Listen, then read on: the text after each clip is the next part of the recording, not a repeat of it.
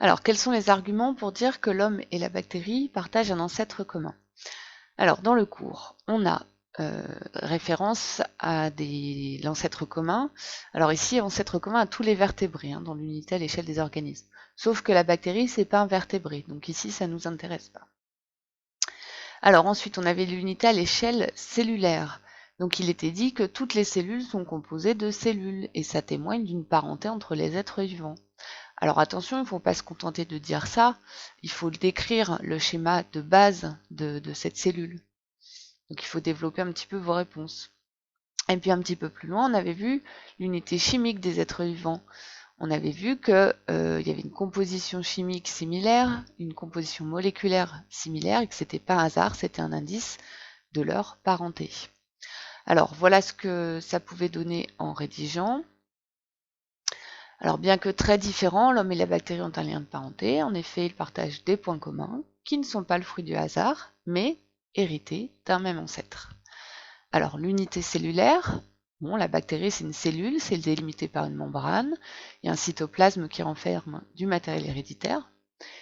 L'homme également, alors il est composé de plusieurs cellules, mais on retrouve cette même structure de base.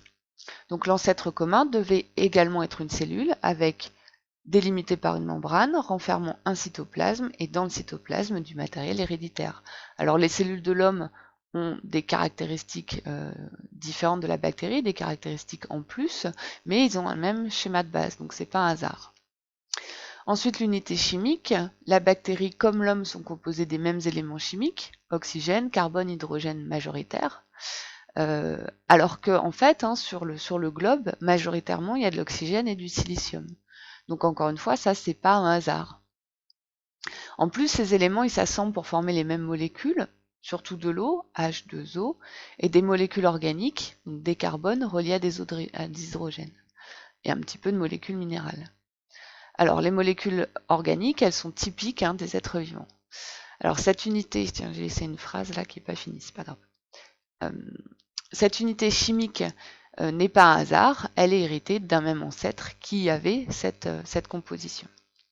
Alors on pourrait rajouter maintenant avec les cours suivants que en plus, le matériel héréditaire dont on parle ici, il est composé d'ADN, que cet ADN il a la même structure chez tous les êtres vivants, donc il faudrait pouvoir définir cette structure, je vous laisse voir le cours, et qu'en plus, argument ultime, le codage de l'information est le même chez tous. Les expériences de transgénèse le montrent, les bactéries sont tout à fait capables de comprendre l'ADN humain. Donc ça, c'est vraiment l'argument ultime pour parler d'ancêtre commun homme-bactérie.